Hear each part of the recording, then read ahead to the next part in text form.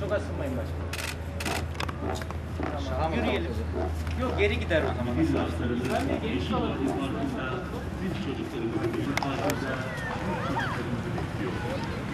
Oluyor peki pazar günü. Evet. Buraya 25 metre.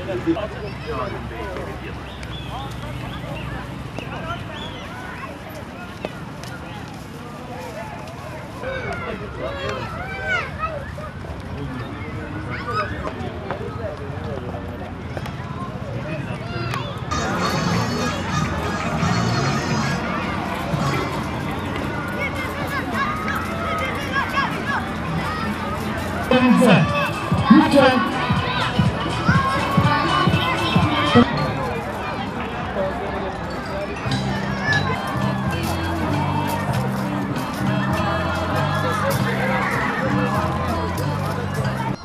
Evet, şu an Türkiye'nin en büyük parkı olan Yeşil Vadi Parkı'ndayız. Burada gençlerimize, çocuklarımıza atasporumuz olan biniciliği öğretmek için buradayız. Şu anda hem büyük atlarımız hem midilli atlarımızla gençlerimize, çocuklarımıza binicilik öğretiyoruz. İnşallah bundan sonra bunu daha kalıcı hale getireceğiz. Şu anda Yeşil Vadi Parkımız içerisinde 50.000 metrekare alan üzerine binicilik alanı düzenliyoruz.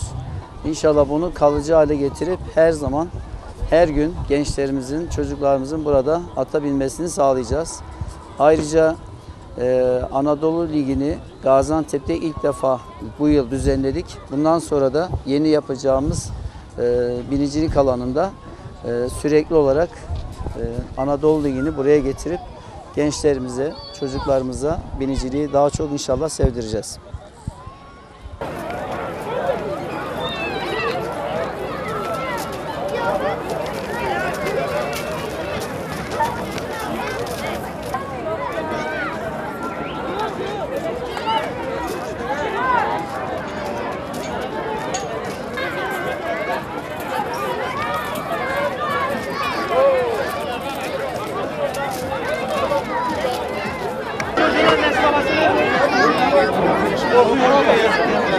İnşallah